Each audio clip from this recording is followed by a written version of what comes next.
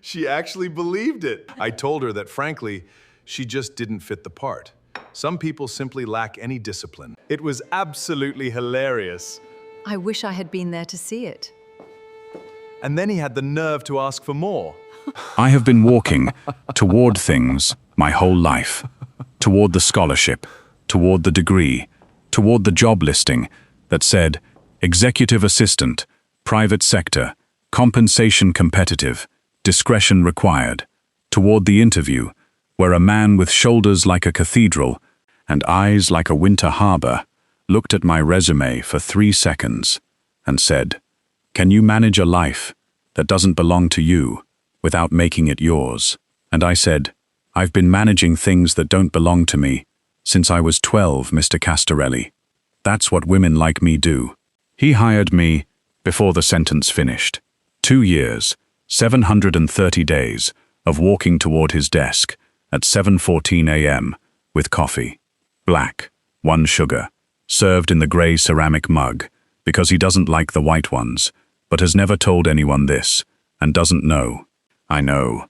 730 days of managing his calendar, his correspondence, his contracts, his chef, his dry cleaning, his mother's birthday flowers, his underboss's wife's anniversary reservation, and the 17 invisible things that separate a functioning empire from a beautiful catastrophe. I have been walking toward Roman Castorelli for 2 years. This is the story of the night I walked away. It was a Tuesday. His mother, Valentina, came for dinner, a monthly tradition that Viola arranges, manages, and exits before the espresso. Because Mrs. Castorelli likes to believe her son's domestic life is self-sustaining, and I like to let her believe it, because the illusion is part of the system, and the system is mine. The chef called in sick at 4 p.m. I called Rossini's. I ordered the antipasti, the veal, the tiramisu. I set the table, the good china, the crystal, the Montalcino candlesticks that Mrs. Castorelli gave Roman for his 30th, and that he keeps in the sideboard, because he does not know they are there. Because I am the one who tracks objects, the way his accountant tracks cash. By location, by value, by occasion. I served, I cleared, I disappeared between courses, the way a good system disappears, present in the output, invisible in the process. And at 9:47 p.m., I was carrying the tiramisu through the service corridor when I heard his mother's voice through the open door. Roman. Valentina's voice was the voice of a woman who has been asking the same question for 6 years and has run out of patience. You are 36. You are alone. You work until midnight. You eat takeaway at your desk when your assistant isn't here to feed you. I am not asking you to fall in love. I am asking you to consider, even consider, that there might be someone.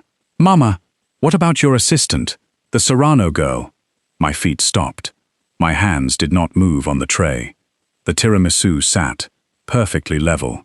She's lovely, Roman. She runs your life better than you do. She remembers my birthday. She sends me lilies. Not roses. Lilies. Because she knows I prefer them. And you don't know that. Because you have never asked. She is smart. She is kind. She is, he laughed. Not the laugh he uses in meetings. Controlled. Strategic. The laugh that is a weapon. No. A real laugh. No. The surprised, uncomfortable, deflecting laugh of a man who has been cornered by a truth and is reaching for the first exit he can find. Viola? He said my name, the way you say a punchline. Mama, please? No one will ever want her. She's my assistant. That's all she is. No one will ever want her. That's all she is. I stood in the doorway. The tiramisu did not tremble. My hands did not shake. My eyes did not fill. I have a system for this. The system was built when I was 14, and a boy named Marcos at St. Agnes told me I was too big to be pretty.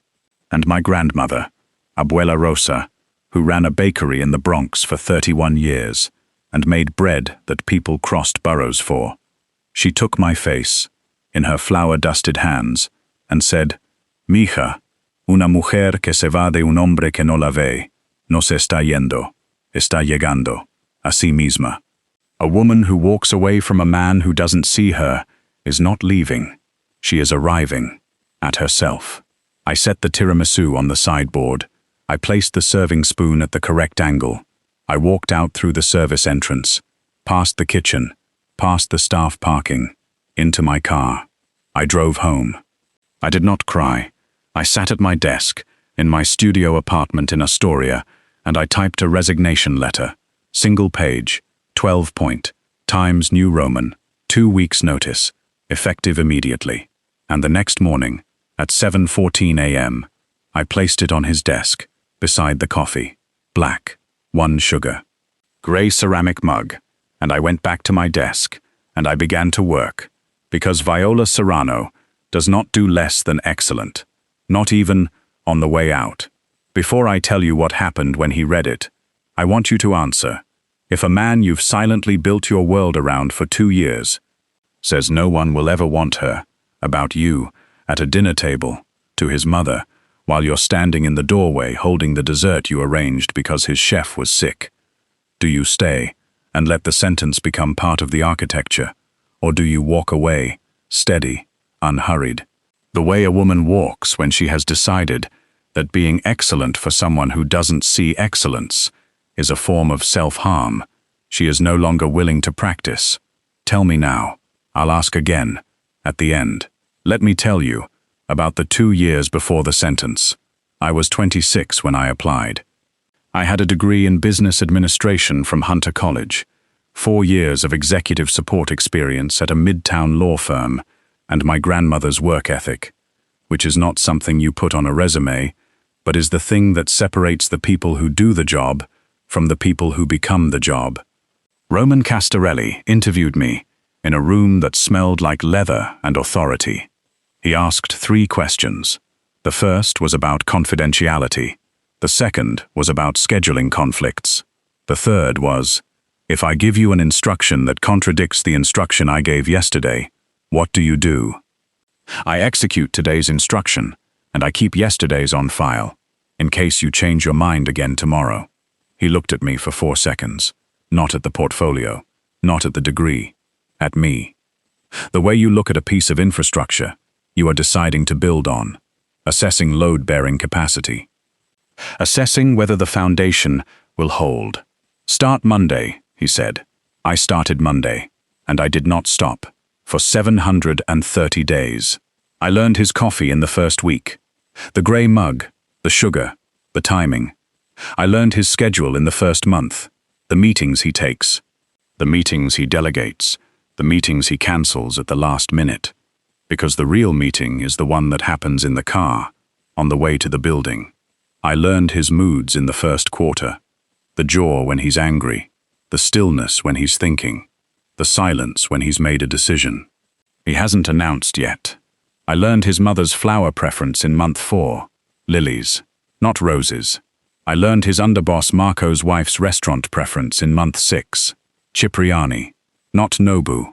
I learned that Roman Castorelli keeps a photograph of his father in the top left drawer of his desk, and that he opens the drawer every morning at 7:16, 2 minutes after the coffee, and looks at it for exactly 3 seconds and closes it.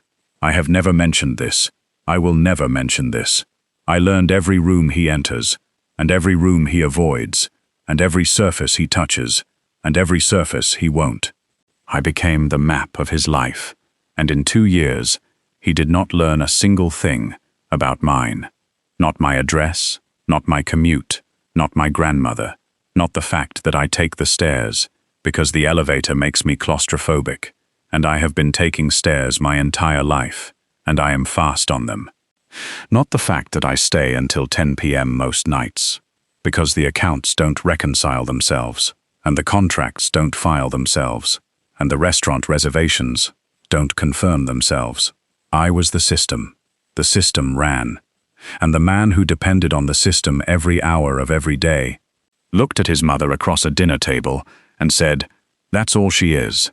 He found it at 7:16, 2 minutes after the coffee. The way he finds everything. On schedule. In position. Delivered by the system that has never once been late. I was at my desk outside his office. I heard the envelope open. I heard the paper unfold. I heard the silence that followed. 3 seconds. 4. 5. And then the silence changed texture. The way silence does, when a man who has never been surprised reads a document he did not expect. His door opened. Viola. He was standing in the doorway, the letter in his hand. His jaw in the configuration I had catalogued as processing unexpected data, not angry, not sad, recalculating. The suit was perfect. The coffee was untouched. The letter was held between 2 fingers, as if it might be contagious. What is this? My resignation. 2 weeks' notice, effective today. The transition binder is on the shared drive. I've documented all active accounts, pending contracts, vendor contacts, Mrs. Castorelli's preferences, and the household schedule through the end of the quarter. He looked at the letter. He looked at me. He looked at the letter again. You can't resign. I can. It's in my contract. Section 4, paragraph 2. 14 days written notice. I know what's in your contract. I wrote it. He stepped closer. Why? I looked at him the way I have looked at him for 2 years. Steady. Professional. The surface that gives nothing away. Personal reasons. You don't have personal reasons. You don't take personal days. You don't have personal calls during work hours. In 2 years, you have not once cited a personal reason for anything. Then consider this a first. He didn't sign the letter. He put it in his desk drawer. The same drawer with his father's photograph, and he said, "We'll discuss this later." We did not discuss it. Not that day. Not the next. Not on day 3, when the first crack appeared. The Castellano meeting was scheduled for Wednesday, and I had always sent the pre-brief on Monday evening.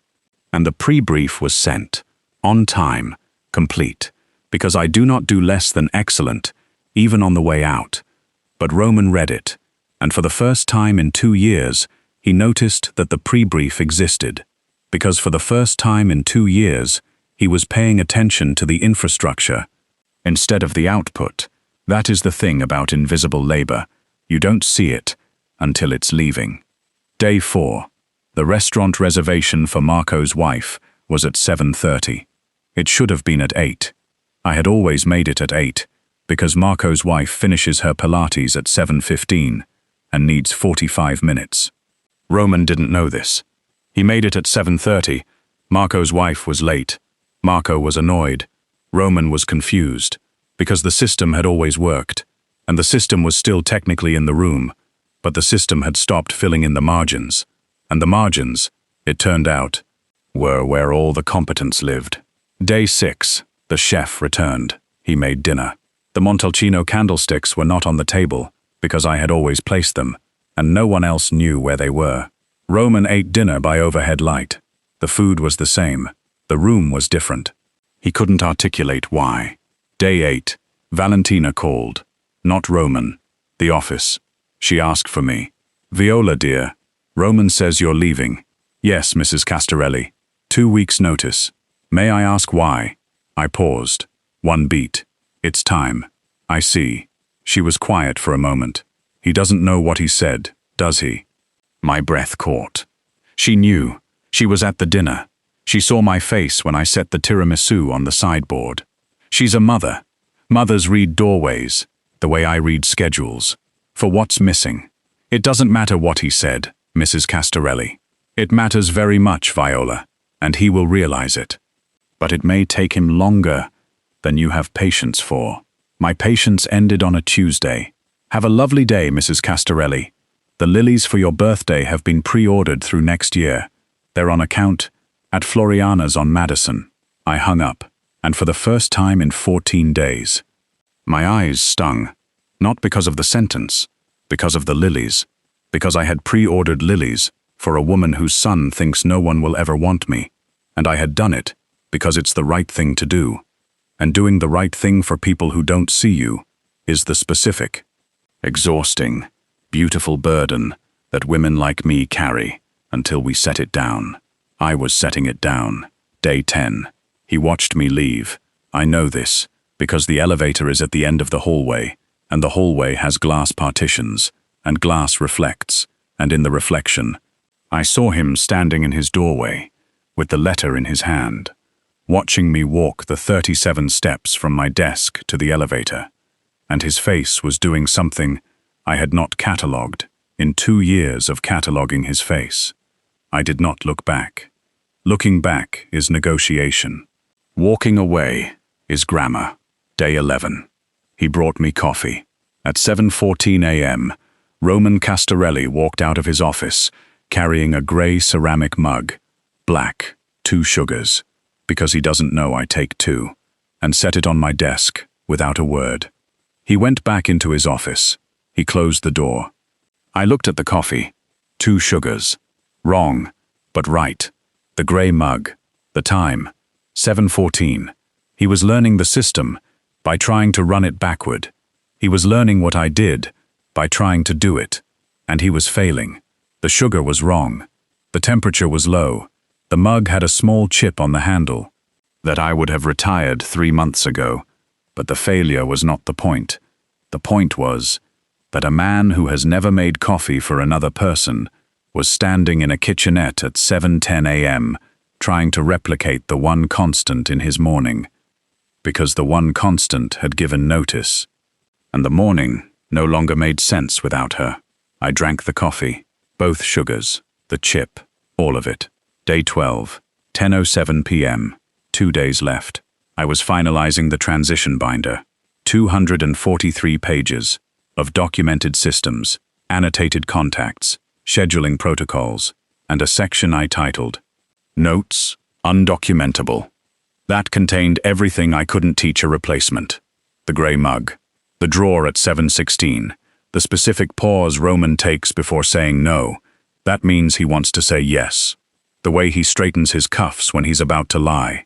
The fact that he is allergic to lilacs, but does not know the name of the flower, and has asked me 3 times to get rid of the purple things in the lobby arrangement. 243 pages. The operating manual of a man who said no one would ever want me. Viola. He was in the doorway. The building was empty. The cleaning crew had come and gone. It was the 2 of us, and the glass partition, and the hum of the air conditioning that I had always adjusted to 68 degrees at 9 p.m.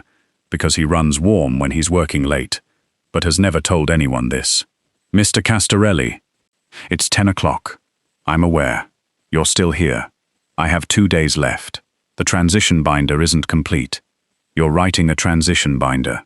243 pages. Your next assistant will need it. You have 17 systems that exist only in my head. And I'm moving them to paper. He walked toward my desk, slowly. The walk of a man who is approaching something he has not rehearsed, which is disorienting for a man who rehearses everything. Meetings, negotiations, the specific angle of his jaw when he enters a room. Don't go. 2 words. The same 2 words a man said in script 105 from a hospital chair and script 106 from a private room. But these 2 words were different, because these 2 words came from the man who caused the leaving. I stopped typing. I placed my hands flat on the desk. I looked at him. Give me one reason. That isn't about the work. He didn't answer. Not immediately. The silence filled the room the way his presence fills a doorway. Completely, structurally, leaving no space for anything else. The work, he started. I said not the work. The accounts. Not the work, Mr. Castorelli. The Castellano contract has errors on page 4 that your next assistant will catch, because I documented the review protocol on page 107 of the transition binder, not the work. He ran out of filing cabinets. I watched it happen. The systematic opening and closing of every drawer he has. Every category. Every safe professional distance. The work, the accounts, the contracts, the schedule. Every drawer opened, found inadequate, closed, until there were no more drawers, until the only thing left was the unlabeled one, the one he'd been avoiding since a Tuesday evening. when he laughed at a dinner table and said the worst sentence of his life. "I know you heard me," he said. My breath stopped. Not caught. Stopped. The way a machine stops when the power is cut. "I know you were in the doorway. I know you heard what I said to my mother, and I know," his voice cracked. "Not a lot. A hairline fracture in reinforced concrete. I know that's why you're leaving. Yes, it wasn't true. It doesn't matter if it was true. It wasn't. It doesn't matter, Mr. Castorelli. Because true or not, you said it. And you said it because saying it was easier than saying the alternative. And I have spent 2 years being the easy answer, the assistant, the system, the thing that runs so well you don't have to think about it. I have been the path of least resistance in your life, and I am done being easy." I stood. I picked up my coat. I put my bag on my shoulder. I looked at him, not up, not across, at him, the whole of him, the jaw, and the shoulders, and the suit, and the drawer with the photograph, and the grey mug, and the man who sits in his office until midnight because he doesn't know how to go home, and I have never once told him to go home, because going home was not in my job description, but I stayed until he left, every single night, for 2 years, and he never asked why. My grandmother had a bakery in the Bronx. For 31 years, she made bread, and people crossed boroughs to buy it. Not because it was the cheapest or the fastest, because it was made by a woman who cared about every ingredient and every degree and every minute, and you could taste the caring. And when people asked her why she worked so hard on bread that most people eat without thinking, she said, "Because the bread knows, even if they don't." I paused. "I was your bread, Mr. Castorelli. For 2 years, I was the thing you consumed every morning, without thinking. And the bread knows, even when you don't." I walked to the elevator. 37 steps. I counted them the way I count everything. Precisely. Automatically. The system running. Even as it's shutting down, he did not follow me. He stood in the office, 3 feet from the desk, the resignation letter between the coffee mug and the transition binder, and he watched me walk away. And for the first time in 2 years, I did not check the reflection in the glass. I didn't need to. I knew what his face was doing. Day 13. I did not go to the office. I stayed in my apartment. I drank coffee. Mine. Made my way. 1 sugar. The blue mug that was my grandmother's. And that has a chip on the handle that I will never fix, because the chip is where her thumb went every morning at 5 a.m. Before the bakery opened, I watered the plant I brought home from the office. I reread my grandmother's recipe cards. Not to cook, just to see her handwriting, the slanted letters, the flour stains on the margins. I sat at my kitchen table, and I breathed, and the breathing was different. Because the air in my apartment does not contain the sentence, "No one will ever want her," and it does not contain the smell of cedar and authority, and the weight of being the most capable person in a room that doesn't know you're there. This is what arriving at yourself feels like. Quiet. Bare feet on cold tile. Coffee in a chipped mug. The knowledge that you walked away from something enormous, and you did not stumble. At 11:42 a.m., my buzzer rang. I did not expect him. I expected a courier. The office sometimes sends files. I pressed the intercom. "Ms. Serrano." His voice, through the speaker. Roman Castorelli's voice, in my apartment intercom in Astoria. A neighborhood he has never visited. An address he should not know. Except that of course he knows it, because he had access to my personnel file. The personnel file I typed myself. The system. Providing information about itself. "Mr. Castorelli, I have your coffee." I pressed the buzzer. I'm not sure why. Curiosity, maybe. Or the specific, masochistic clarity of a woman who has already walked away and has nothing left to lose, and therefore nothing left to protect. He stood in my doorway the way he stands in every doorway. Too wide, too present. The architecture of the frame suddenly inadequate. Charcoal coat, no suit, a sweater underneath. I had never seen him in a sweater. It made him look like a person, instead of a structure. In his hand, a grey ceramic mug. Not a travel cup. The grey ceramic mug from the office, carried across 2 boroughs in a car, held in a hand that has never carried coffee for another person. 1 sugar. I looked it up. In the transition binder, page 238. You documented your own coffee preference. On the last page, I documented everything. You documented that you take 1 sugar, not 2. I've been making it wrong. You've been making it wrong for 3 days. I've been making everything wrong. For 2 years. The sentence I said at dinner, he said. He was looking at the mug. Not at me. The mug was easier. I understood. I have been looking at mugs instead of faces for 2 years. It was the worst thing I've ever said. And I said it because my mother asked me a question I was afraid to answer.